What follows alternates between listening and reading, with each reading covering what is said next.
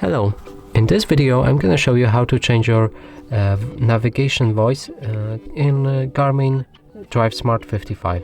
So in order to do that, we'll need to go to settings, scroll down a bit, find languages and keyboard, voice language, and from here you can choose from multiple voice sounds. So for example, you can change from English. You have 3 options, and there's British English Kate, British English James, and Serena. Then after you chose which voice you want, press save and your voice will be changed. So that's it for this video. Hope you like it. Please consider subscribing to our channel, leave a like and a comment below.